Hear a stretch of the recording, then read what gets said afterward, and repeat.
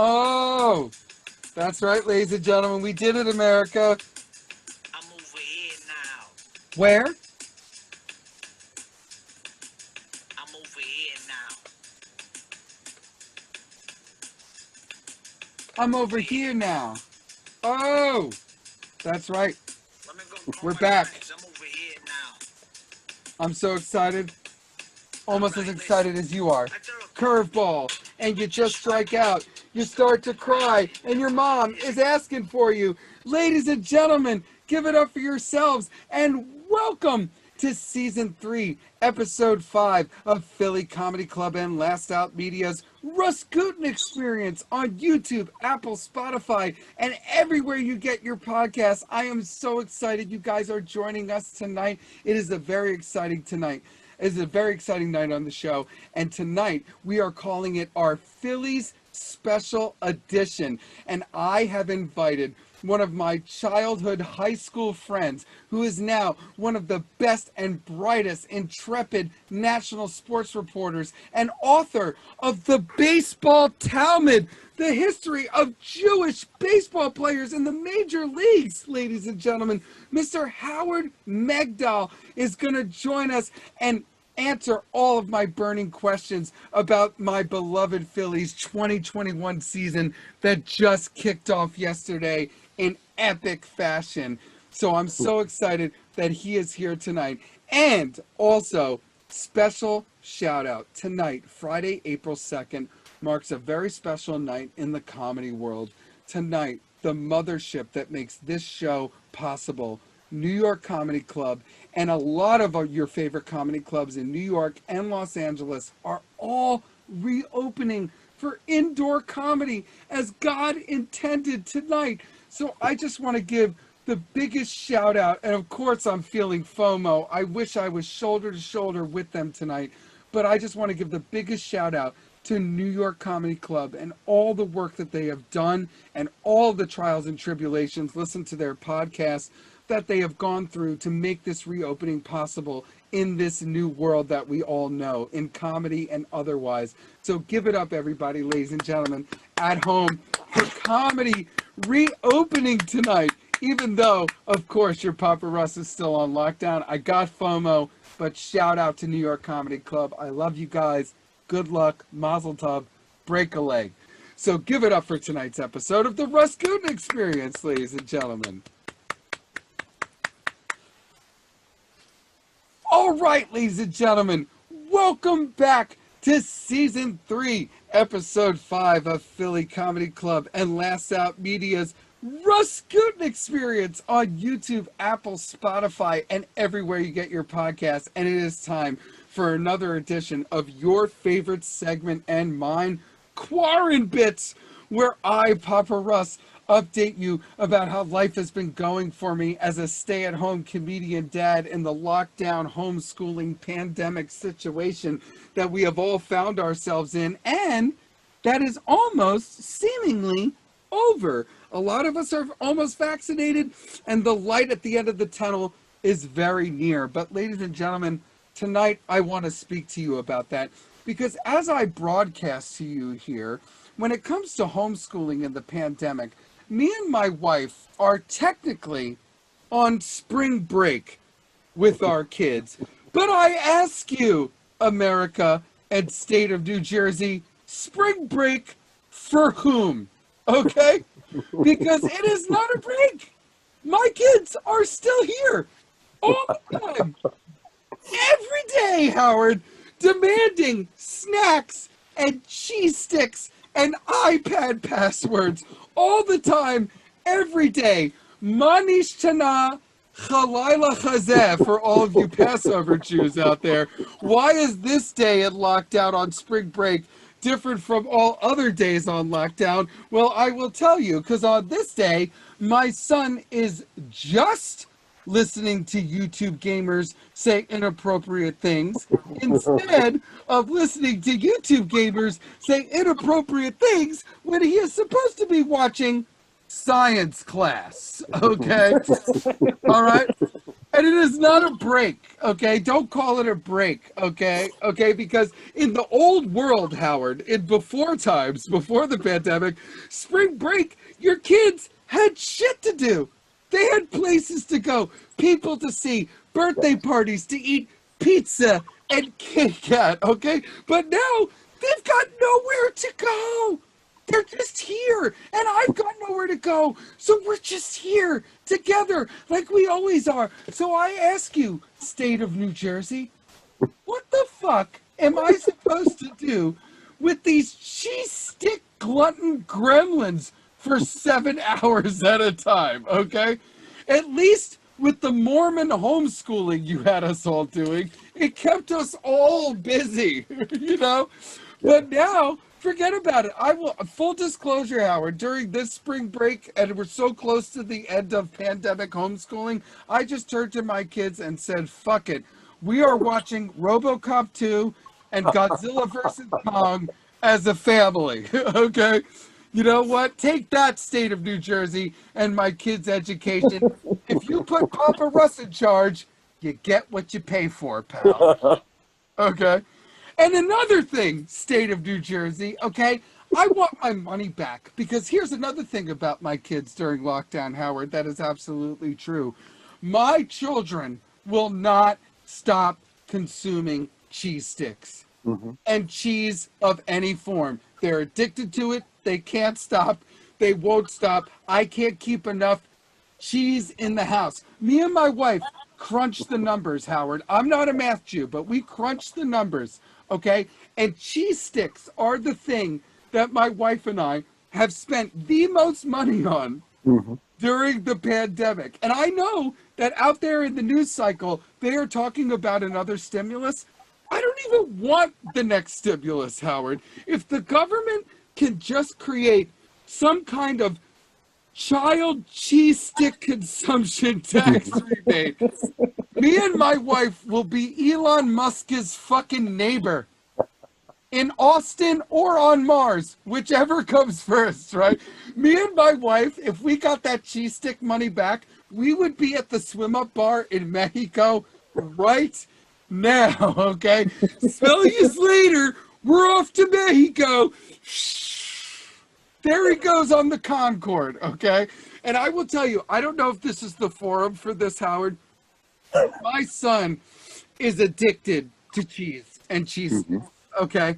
And my wife and I have tried everything. We tried rationing the cheese sticks. He hoards the cheese sticks, okay? I find a little Hansel and Gretel trail of cheese stick wrappers strewn about all the way to his secret cheese stick stash, right? Try saying that at home 3 times fast, audience at home. Secret cheese stick stash, secret cheese stick stash, secret cheese stick stash. See, Mom and Dad, you got your theater degree money, okay? All right, you try saying that at home, okay? He is addicted to cheese, and it's never enough cheese, Howard. It's never enough cheese. He's addicted to all of it. Sticks, slices, whiz. It's never enough. He can't scratch the itch, Howard. He's chasing the cheese dragon, okay? I have surmised that one of the results of this pandemic is that my son is now 75% cheese, okay? And I, like most Jews, am allergic to dairy. So I can't even kiss my son goodnight without breaking into hives. It's not right, okay? So that brings me to my final thought this evening. I hope you guys are having a good time, okay? But the cheese sticks and my kids being addicted to it and me not being able to keep enough cheese in the house at a time for them leads me to my final thought. Because if you have listened to the show over these 3 seasons, you would know that one of the things that Papa Russ will not miss about the pandemic is pandemic grocery shopping, okay, everybody? But I will tell you this. There is one thing that I will definitely miss about pandemic grocery shopping, okay, Howard? And that is my own personal assassin, bank robber approach to it, okay? Because when I'm in that parking lot, I got the triple masks and the earpiece, you know, the getaway car. I've got the rubber gloves. You know, I've got a handwritten note in my pocket, very important. I've got all the fixins, right? I've got all the props. Nominate me for a SAG award, okay? And my favorite thing about pandemic grocery shopping is when I'm done and all the car is packed up and I walk over and take off the rubber gloves and throw them in the trash can in front of the Aldi and walk away like a spy, like I'm fucking born, right? Taking apart the pistol and ditching it in the trash can in Belize or some shit, right? And my favorite moment in the pandemic doing this was that one day, Howard, outside the Aldi, one old white lady who watches Fox News 24/7 was so freaked out by me executing this operation that I swear to you before the gallery, audience, and God himself that if I had stopped in that moment, taken out my phone, snapped a picture, and said, "You saw nothing," that woman would have dropped dead on the spot. You know, just, you know, or just like burst into dust like the Marvel blip, like, okay. So again, just to review, spring break during lockdown is not spring break if you have children. My children are addicted to cheese, and while I will not miss pandemic grocery shopping, I will miss acting like an assassin when I do so. So give it up, ladies and gentlemen, for season 3, episode 5 of Philly Comedy Club and Last Out Media's RUS GUTIN EXPERIENCE's QUARAN-BITS on YouTube, Apple, Spotify, and everywhere you get your podcasts. Go Birds, go Phillies. All right, ladies and gentlemen, we are back on season 3, episode 5 of Philly Comedy Club and Last Out Media's RUS GUTIN EXPERIENCE on YouTube, Apple, Spotify, and everywhere you get your podcasts. And ladies and gentlemen, in honor of the greatest day in America, baseball, Major League Baseball's opening day, I present to you tonight our Phillies special edition, where I, Papa Russ, have so many burning questions about the upcoming 2021 season of my beloved Philadelphia Phillies and Bryce Harper. And I have invited tonight one of the greatest sports minds in America, my high school and childhood friend, one of the greatest intrepid sports reporters in the whole country, who writes for everything from the Philly Inquirer to the Athletic to Forbes, and is the author of one of my favorite sports books, The Baseball Talmud, the definitive position by position ranking of baseball's chosen players for the layman, the history of Jewish baseball players. Mr. Howard Megdal is joining us tonight, ladies and gentlemen. Give it up. So excited to be here. I can't begin to tell you.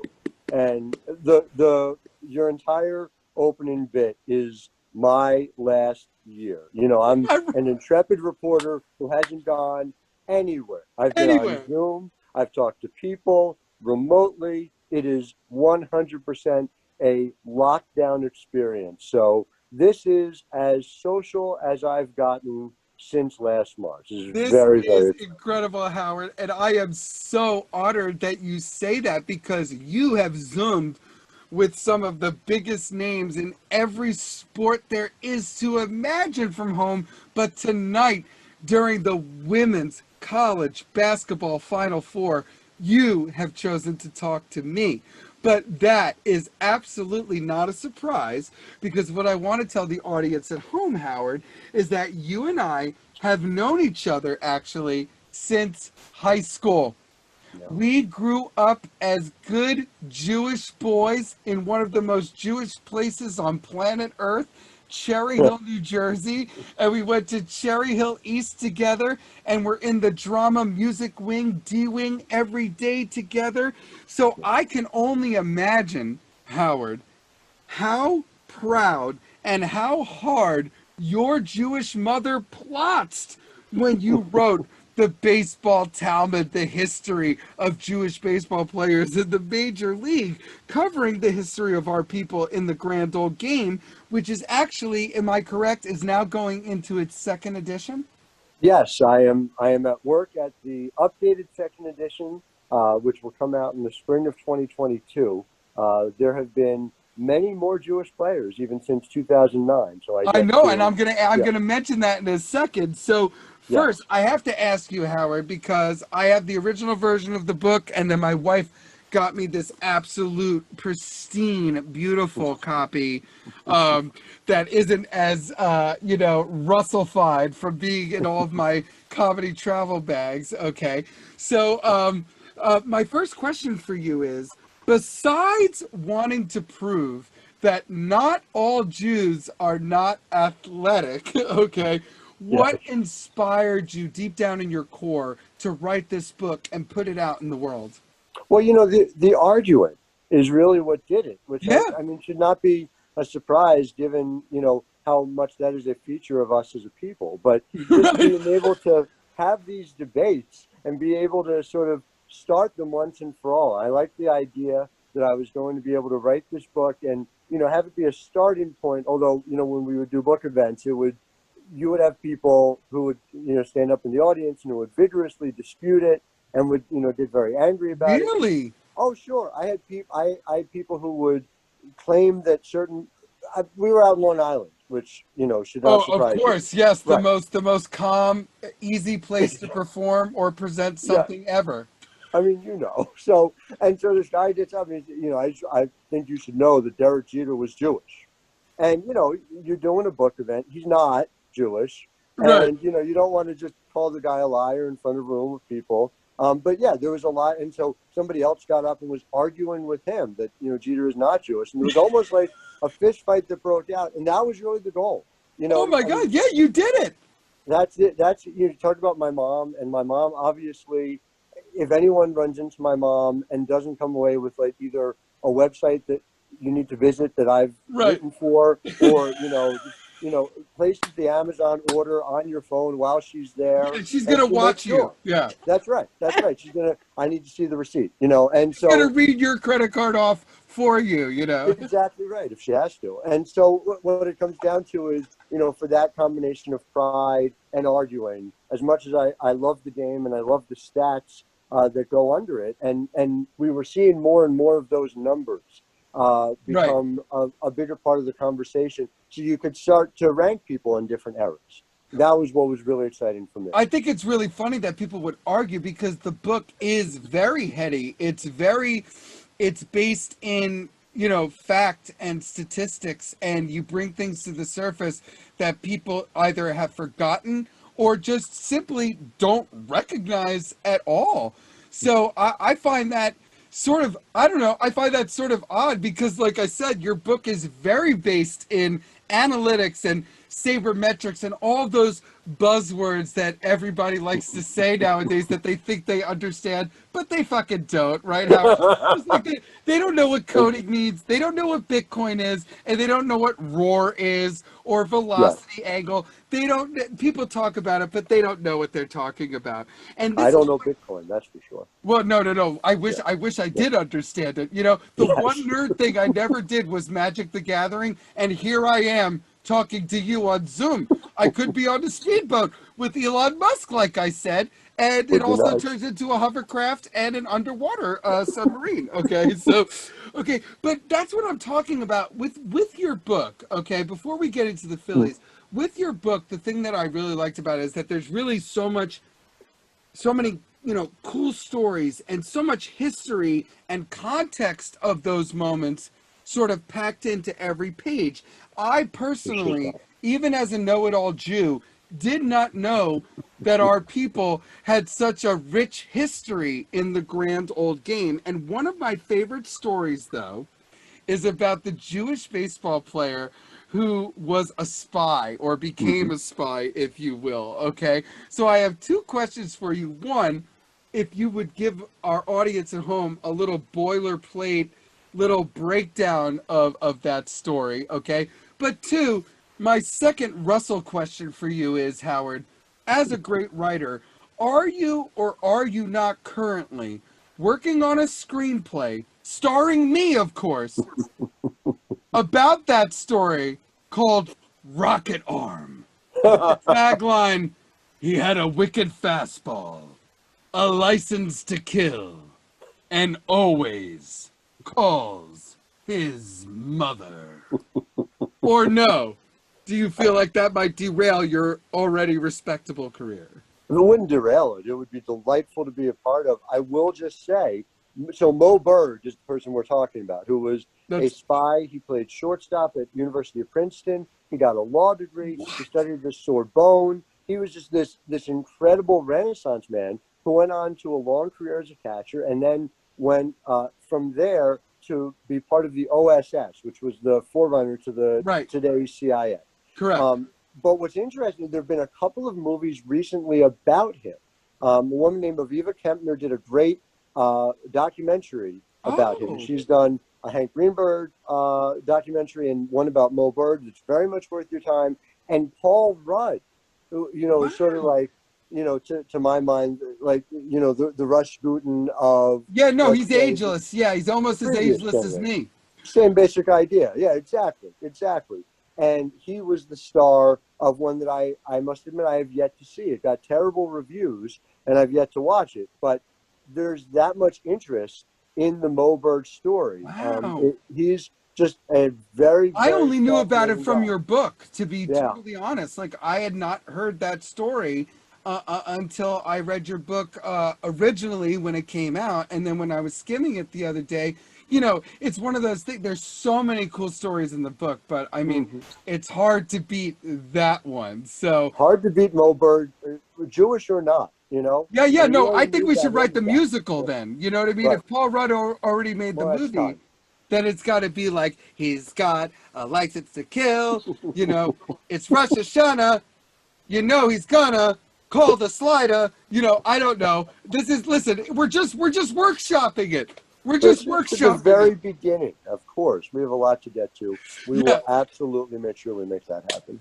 I like it. Oh my God, brilliant. So, Howard, the reason I have really asked you tonight to be here as part of Season 3, Episode 5 of the Phillies special edition of the RUS GUTIN Experience is that besides being an author, is that you are also one of the country's best and brightest intrepid sports reporters. You cover almost every single sport, and you've been featured in everything from The Athletic, the Philly Inquirer, to Forbes. You wrote an incredible article about the Eagles earlier this year, and the Carson Wentz drama that I absolutely I drink it up, like Daniel Day-Lewis. I drink your milkshake, Howard. I drink it up. Okay.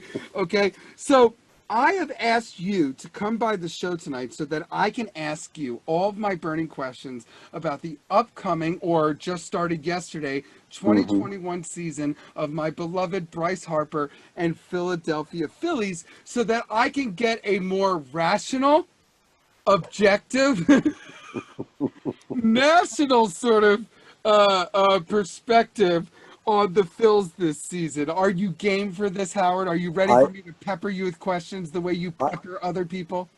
I have worked hard to prepare and feel ready. Right. Yes. Yeah. You've lived it your whole life for this moment. Okay. It's all been training.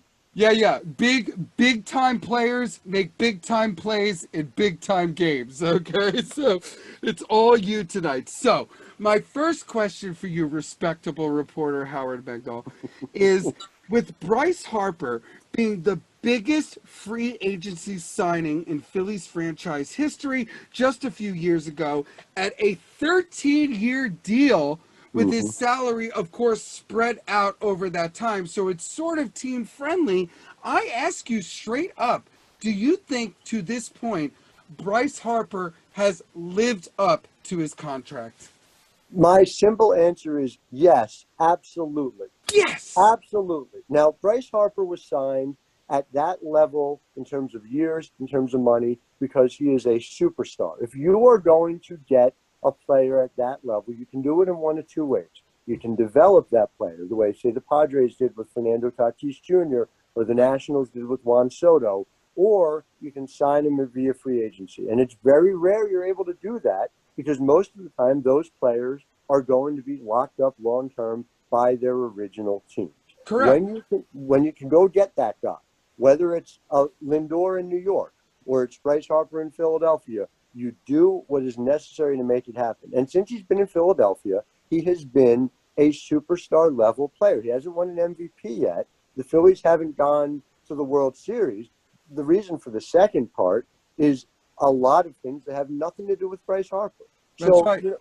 and the other part of it is, and people are really make this mistake. They think, all right, 13 years, $300 million. Well, he's going to have to be worth that at the end of the contract. And that's not really how it works at all. Right. If you are a large market team, and Philadelphia is the 5th largest market in Major League Baseball, so they're Correct. a large market team.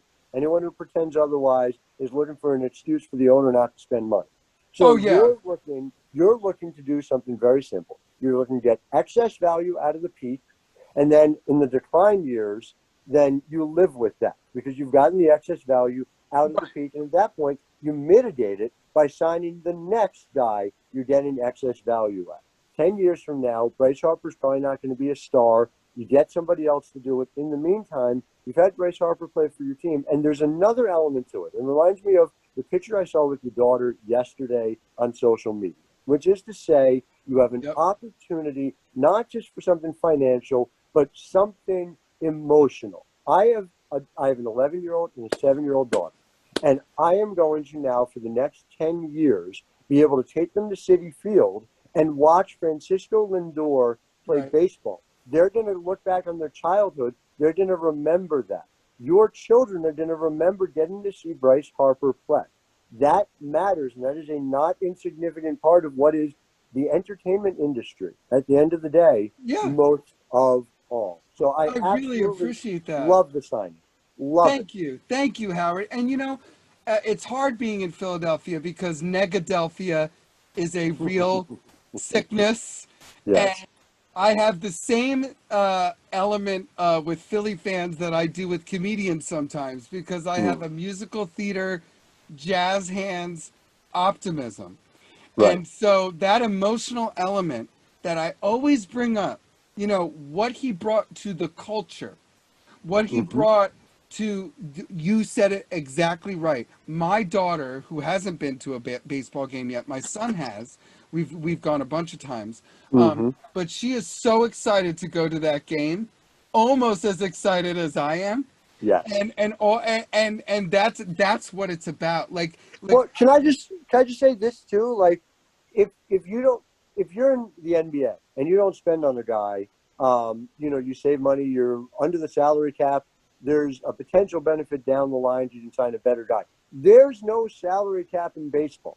Right. So if John Middleton doesn't sign Bryce Harper, he's not going to drop dollar bills from the sky on opening day that everyone gets to scoop up. He's just going to keep the money.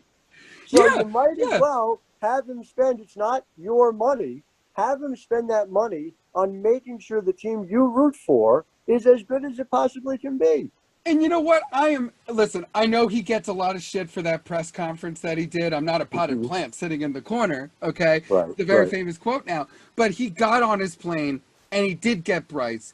And I do think at the trade deadline this year, if they're there, they're going to go over the luxury tax every day. Listen, all people do on sports radio all day here is spend John Middleton's money and spend Josh Harris's money and spend Jeffrey Lurie's money. And no one knows who owns the Flyers anymore, but whoever money they're working with, that's so I appreciate that someone like you can see that from a bird's eye view, right? Okay, because you are a Mets fan at your core. So for you to see that it's changed the culture and the excitement in Philly, that's actually part of what you're paying Bryce Harper for. And to me, that's why he has lived up to the contract.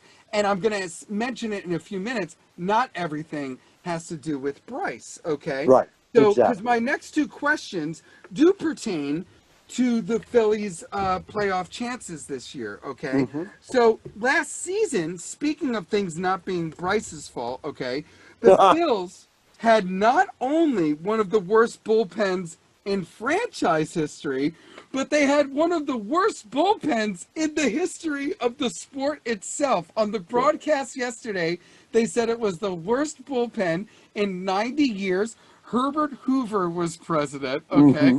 They lost 20 plus games in which they already had the lead. And I found this out today while I was prepping for the show and prepping to sound smart in front of you. But this really made me almost like faint right in my backyard. Hmm. Was that they only won one game last year where the starting pitcher left with a lead. Oh God. So winning yesterday, Yeah. we are already tied with that statistic from last year. So I guess this is my question, basically, is if the moves that our new look front office and Dave Dombrowski have made with the bullpen Hmm. this offseason can even cut that horrible set of statistics and record that I just talked about down by even a third. Do you think that gets the Phillies over the hump and into the playoffs for the first time since 2011? So the simple answer is that if we just went back to 2020, the answer is yes. If you were just looking, and so I wrote about this when Dombrowski took over. I was in the Zoom for that presser and wrote a little bit about just the way he approached it. And there were two parts to it. One is Dombrowski didn't come for a teardown. There was some real thought earlier in the offseason that they might even do things like let Real Muto go, trade Zach Wheeler. I mean, you heard all the same rumors. Kept And me so up at night. right. But it would have been 5 years. And so you bring in Dombrowski to win now, and that means Real Muto's back. That means Gregorius is back. But you have a bullpen with a 7.07 ERA last year, which, like you said, worse since the 1930 Phillies. I mean, which is a real feather in the cap for Philadelphia Phillies history, that they are the benchmark. I mean, Jesus, now, Howard, you know what I used to say to Dara? I would be at the show in Atlantic City, and I'd say, all right, Dara, I'm going to drive home now and listen to the Phillies lose. I'll see you when I get there. Because it was just like you could set your fucking watch to it. It was, I mean, I've just never seen anything like it. And I've covered some teams with some bad bullpens, but this was the worst. And the reason I say that if it was 2020, they'd be in the playoffs is I ran a regression analysis because, we did lots of fun things during quarantine. And so if you So much just time. made the Phillies, right, if you just made the Phillies league average in the bullpen last year, and you go runs scored, runs allowed, what would their likely record have been? Would have been 35-25. That would have been tied with the Braves in the playoffs, tied for the division lead. Here's the problem. The problem is that all the other teams in the division did get better this offseason. That's my next question. For you. I have a question about that. That's a big factor. So we can get to that, but just the short answer is the 2020 Phillies with a normal bullpen, just an average bullpen, would have been a playoff team. 2021, you're asking them to do something a little more than that. Wow. Okay. Wow. So you think that the expectation is bigger than getting over the hump? Mm-hmm. Oh yeah. I mean, that team was significant. I mean, a top 3 offense in the National League. That team has frontline starting pitcher. I'm a huge Nola guy. Wheeler's been terrific. I think very highly of Zach Eflin. So does Joe Girardi, who talks him up at every turn. Spencer Howard, people would give up on him because he had a rough year last year. No one was preparing in the normal way. I don't know if you were feeling your best in July of last year, but I wasn't, and neither was Spencer Howard. And so his velocity was down about 5 miles an hour. You saw it was back up this spring. He's one of the best pitching prospects in the game. They have some real opportunities. Before you even get to Jose Alvarado, who you saw yesterday, he throws 100 miles an hour. Control, Howard, if he can get control, because he's really the one left-hander in the bullpen. So you're really counting on him. If you're going to have Archie Bradley, Howard as a setup guy, you need Alvarado to and Hector Neris to do their thing. Here's what I will say about Archie Bradley, though. Even though he's a righty, if you go into his splits, he's been very effective against left-handed batters throughout his career. So that gives you an additional option. I understand, and Dombrowski talked a little bit about this in his last presser before the season started, that, look, we have these options. Naris can get lefties out. Archie Bradley has a history of getting lefties out, so we felt a little more comfortable leaving Alvarado out there as the lone lefty. And then don't forget, of course, there's this rule now that you have to face 3 batters. So a lefty-only specialist is a little harder to justify, especially a second one. So I don't think it's a bad. I like the makeup of their bullpen. I really do. I think that they're going to be much, much better than they were last year. I will say this: when I was watching the game yesterday, Howard, I really mean this. That was a game that last year they were going to lose. No question. I would have started preparing my sandwich and deciding what I was going to watch. Like it was just like, it was just like sort of assumed. So yesterday, again, I don't know what they said to Alvarado after those first few pitches, whatever, because, the reason I'm so excited they signed JT is in my comedy career, I've really become this sort of consummate sort of leadoff guy, this sort of, very reliable host. And the host who people in sort of that circle, we're sort of, not only do we have to be good at what we do, we have to sort of know what everybody does best, know what to say, what not to say. So to me, you got to call the game. Yeah. And I mean, he's really he's the field general. He's the director. He's the showrunner.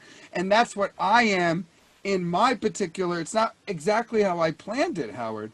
I want to be the star, but there's something about me where I can sort of get everybody to sort of get on the same note.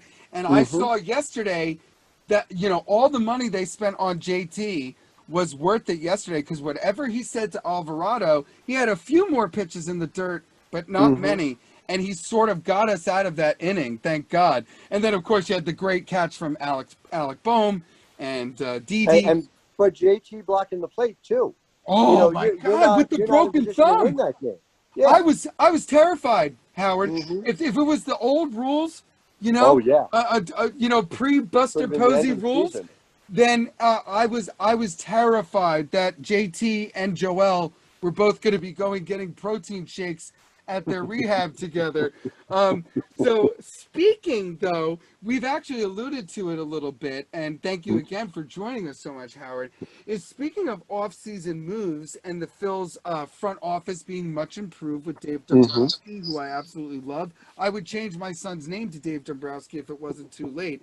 The Phillies are much improved, but as we alluded to, the National League East is also much improved. The National, your team, the Mets, the Braves, they have all bolstered their starting pitcher and their infields. And those 3 teams, to your point earlier, all seem to have better farm systems in place. I think Dombrowski can fix that.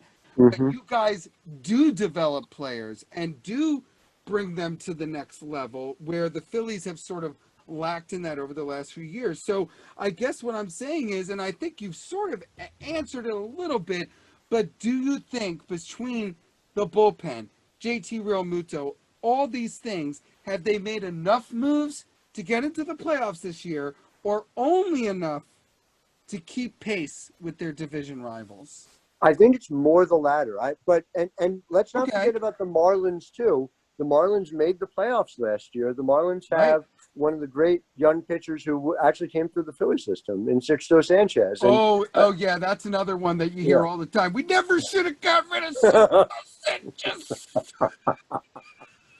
God, I can't tell you how much I miss the Philly fan. Just, when I come down to do a game, to do a story, I walk around the concourse, whether it's at Citizens Bank Park or the Wells Fargo Center, because I got to hear it. I got to hear the Philly fan. It's a feeling, at the link, walking. That was like, for Silver Linings Playbook, that was my favorite part of that entire movie, was the way they captured what it's like outside at the link. It is an entire state of mind. We were So, just talking about that movie yesterday. Dara and I saw it at the Marlton 8. We were home, I guess, visiting. And sure. so I remember saying to Dara when we left that movie theater, I said, you know, that audience was so hyped and loved it so much, but there was an element of like, yous all can enjoy this movie, but this movie is That's ours. right. It's That is, for us. it So, absolutely felt that way. Right. And so my wife and I watched it, and she enjoyed the movie, but I felt the movie. I guess yeah, would be the difference. She's from Rockland County, New York. It's just a different yeah, thing. That was the feel. But yes, like in answer to that question overall, like there are 5 teams that could win that division. And right. so, you know, by the way, the Sixto Sanchez, you traded Sixto, you get JT Real Muto, both sides win in that scenario, especially because the Phillies were able to keep JT for the long term. But he's terrific, and the Marlins have a lot of talent. And the Both of Marlins have them, had our yeah, number whether they were good or not. Even right. in these It's last true. few years, they beat us like 3 out of 4 almost every time. And don't forget, it's not a small thing that the Mets went from an ownership group that lost a significant Right. amount of their money to Bernie Madoff. Their second Ponzi scheme is always my favorite. Like they Yes. were victimized by a Ponzi scheme, and you think, well, they'd pay attention the next time, but no, it couldn't Whoops. wait. Couldn't Yeah. wait for the next Ponzi scheme, and very exciting. And they were replaced by the guy who was based on the character. I shouldn't say that. The character in Billions, Bobby Axelrod, was Right. based on him. Yes. That's a better trade than Sixto Sanchez for JT Wow. Realmuto. Ooh, That is shots fired. that is Lenny Dykstra and Roger McDowell for Juan Sambo. Ooh, That's that what was that. oh what a dark day on Philly radio that was. My goodness, when nails went away. Oh my goodness. So this is actually first of all, thank you for all that. I love hearing those kind of perspectives, especially from someone like you who really truly knows what they're talking about, as opposed to the guy who's like, I played junior varsity. I started 4 games. It takes conditioning, but you can hear his sleep apnea mask, like, so it's hard to get perspective here. So that leads me to my next question. This is more of a baseball Phillies, Yeah. baseball history Phillies question, okay? Mm-hmm. Because here in Philly, the 2008 World Series run and team, the whole lead up, 2007 versus the Diamondbacks into 2008, and then Mm-hmm. everything that came after. But that 2008 year, that run, that team is still so legendary and sort of at the forefront of our baseball minds. I know for me, Howard, I grew up both a Yankees and a Phillies fan. My family's originally from New York, Mm-hmm. and I then we remember. grew up here in South Jersey. So I grew up liking both, but my love of where I was from is what ultimately, where I grew up is ultimately what took over. But when I moved to Yeah. Los Angeles, my good group of friends was the Nest of the West. It was all Philly, South Jersey people in LA. So we did everything together. So when I think about the 2008 Phillies, I think about experiencing that. I was there Mm-hmm. when Matt Stairs hit his home run in Dodger Stadium. Oh man. Oh yeah, no, security wouldn't let the Phillies fans leave. They actually said, "You guys stay here." And we said, "Oh, are you going to come back and get us?" And they said, "What are you, nuts? We're staying here with you guys. If we go out there, they'll fucking kill all of us."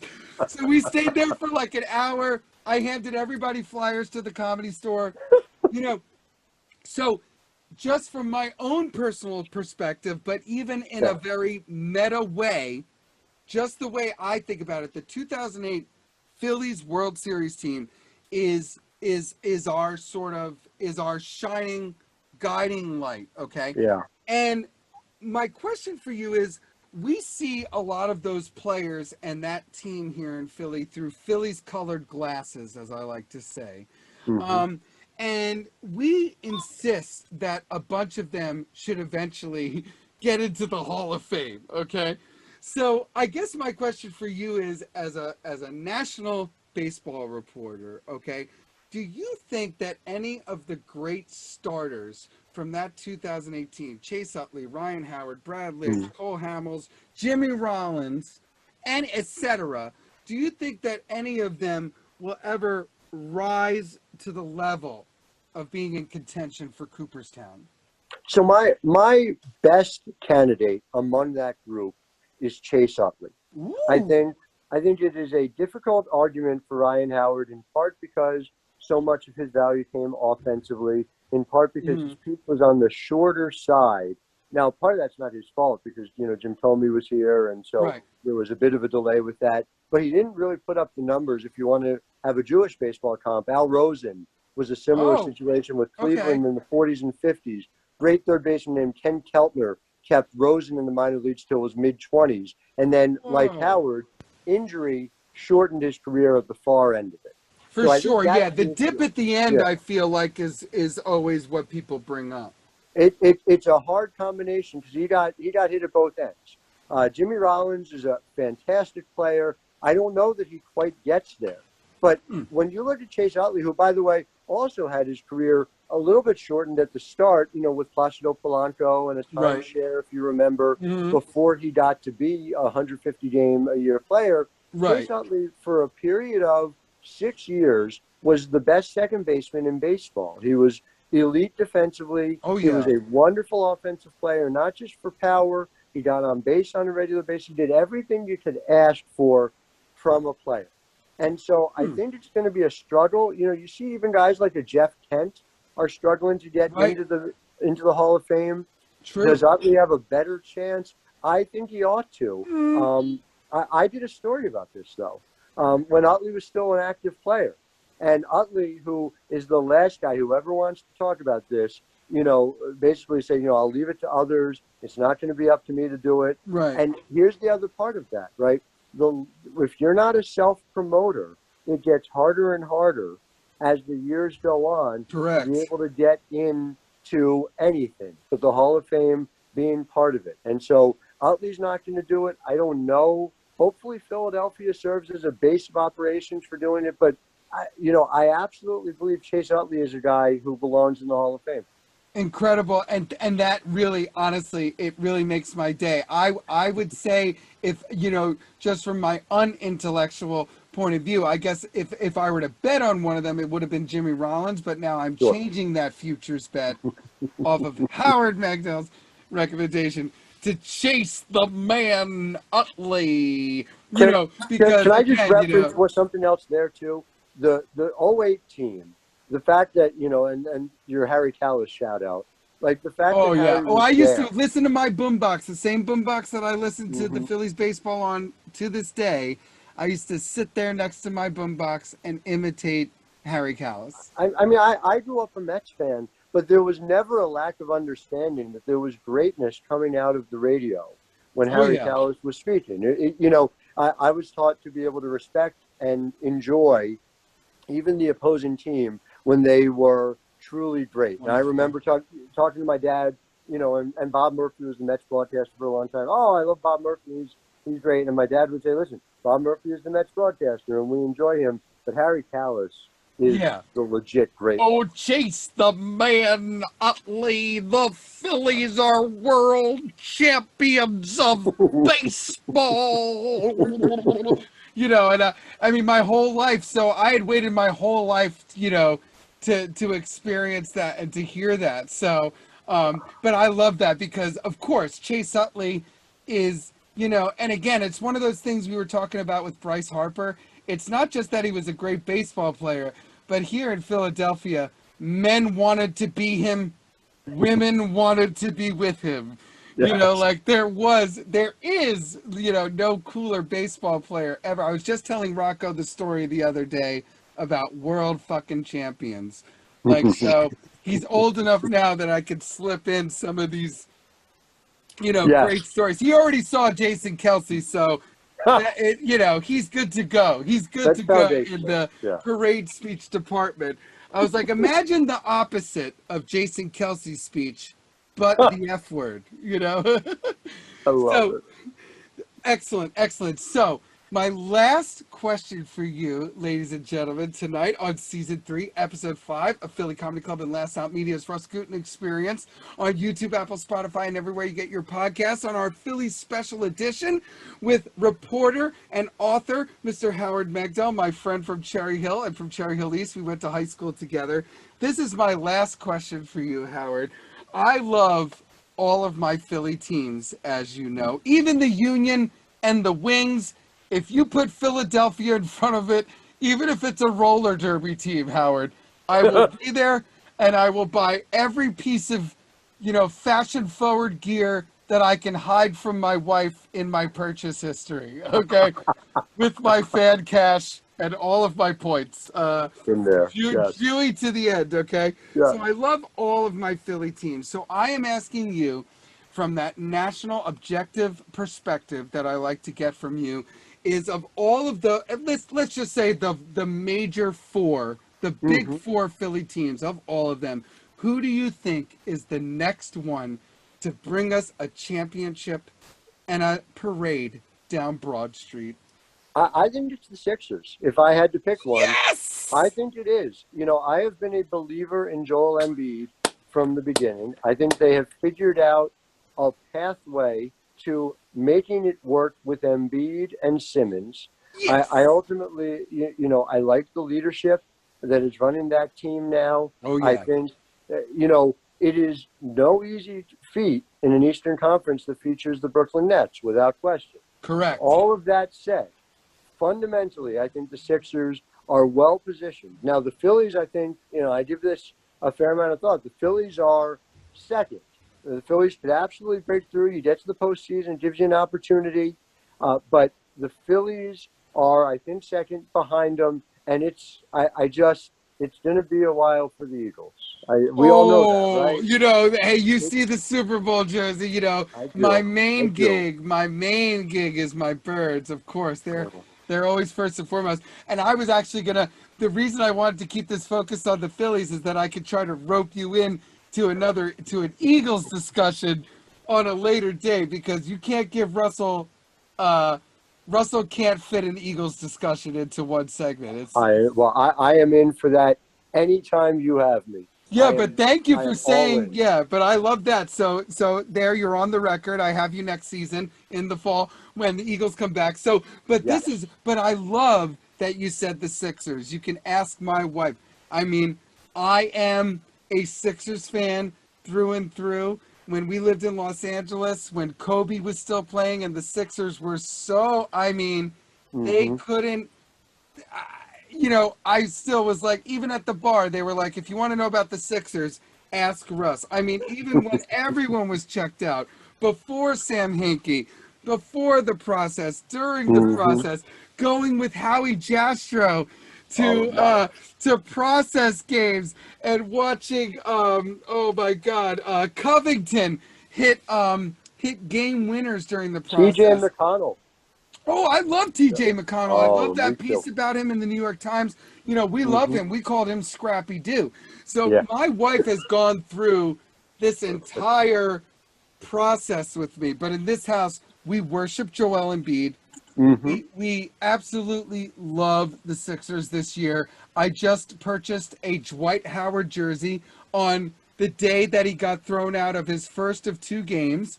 Very exciting. And Ian Dara said, Russell, Dwight Howard getting thrown out of school, that is your thing. This is on brand for you. Getting suspended, getting in trouble with the referees. This is it for you. No, we love Dwight Howard. We love where the team is. We love where Doc Rivers is taking the team to, because I love Brett Brown, Howard, but he was a lot like Gabe Kapler, where after they would lose by 20 points, he was still giving you like the worst metaphors, like, a flower is only going to grow on Wednesdays if they're watered with Poland Spring, and they're like, is Ben gonna take a jump shot or not, Brett? You know what I mean? Like Joel calling out during the playoffs with a bellyache. Like, I feel like a lot of those things are sort of past us. Last night's win was definitive, a performance off the bench like no other. Shake Milton for almost 29 points. I mean, it was awesome. So I just feel like they have that makeup now where they can win with Joel, they can win without Joel. They seem built for the long haul. Bringing in George Hill, Yeah. a consummate professional, a shooter. No small thing for this team and what this team needs. Yeah, I mean, at both ends, George Hill, someone who's going to help that team. And again, if you think about where the Sixers are as a franchise right now, they really need to be thinking. I know it sort of seems like a simplistic way of thinking about it, but what are you doing in the Eastern Conference Finals to get past the Brooklyn Nets? That really has to be the way they're thinking. And so from that perspective, a George Hill addition means everything. Oh, yeah. And he's a plus defender. I think that some of the Sixers fans are a little, they're a little focused on the fact that he's a shooter. But unlike bringing J.J. Redick back, which, my wife would have very much liked J.J. Redick to be back here. She's all about J.J. Redick, Understood. And when he's on, but he doesn't defend. No, So to me, George Hill was like a way better move than a nostalgia move. And Redick's not been very good this year either. Again, right? You can't sign the guy based on last year's production.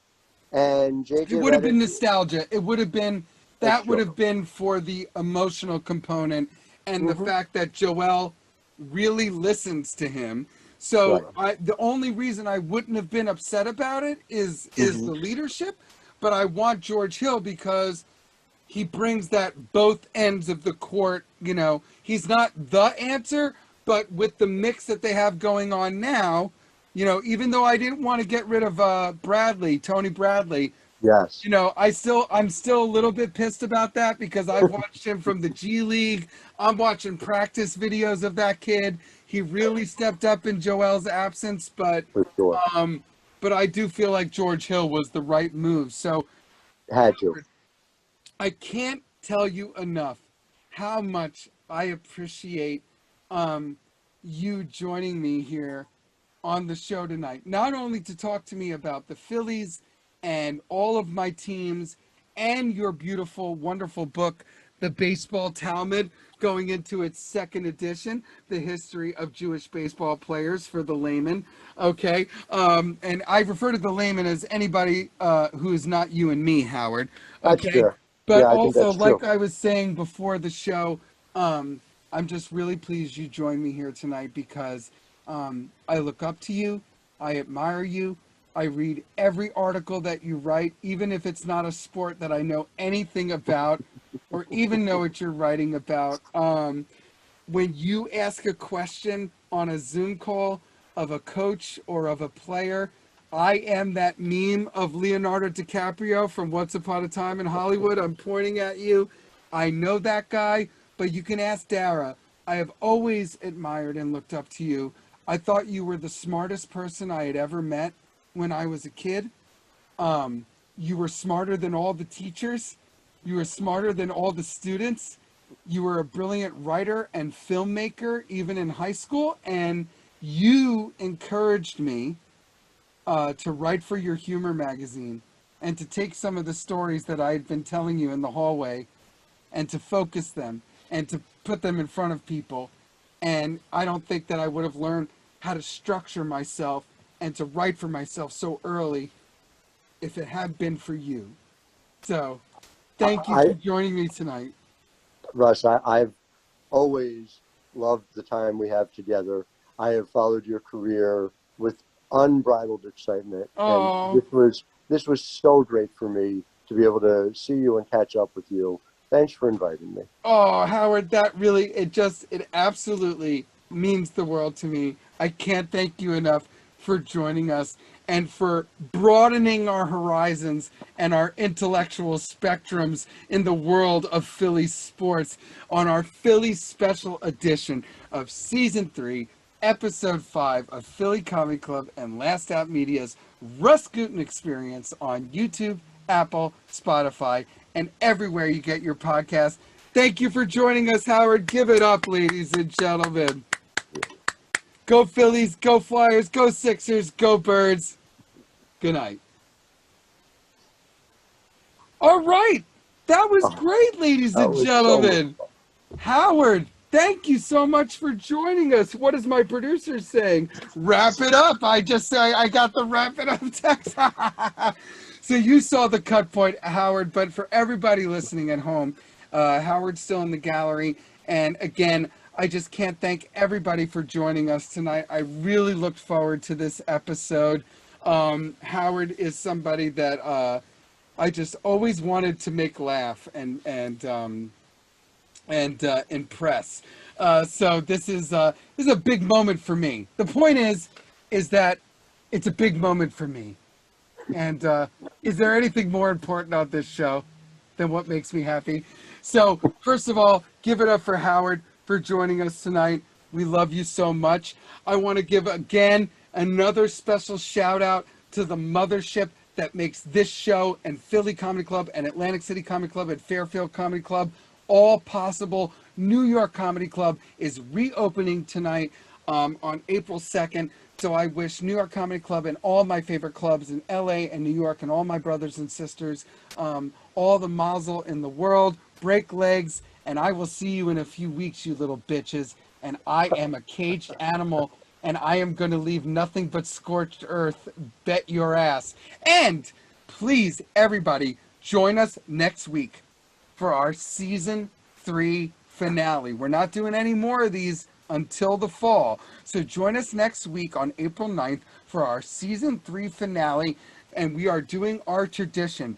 The host of hashtag Dinners Ready Live, brilliant comedian and now comedy chef, Mr. Dan Altano, is going to join us and my very human, very real wife, Dara, to continue our baseball spring fever theme. And we are going to do New York versus Chicago hot dogs on our cooking episode. And of course, Dara is going to make my allergy special needs version, and it's going to be absolutely amazing. And of course, Dan has joined us every season, so tradition! So ladies and gentlemen, thank you so much for joining us on season 3, episode 5 of Philly Comedy Club and Last Out Media's RUS GUTIN Experience on YouTube, Apple, Spotify, and everywhere you get your podcasts. Go Phillies, go Birds, good night. I used to go to see Mets games. It was the best. I'm over here now is the song I suggest. I'm over here now. Abundantly successful. I got a lot of chicken breast, dude. You want me to cook them, fry them, glaze them? I'll put them on your plate. You fucking feel amazing. I'm over here now. Because I'm ambidural. Yeah, I went to the circus. It was interesting and all, but those people walking on balls made me think of my last relationship. Oh, we did it, ladies and gentlemen. This was great. This was All right. awesome.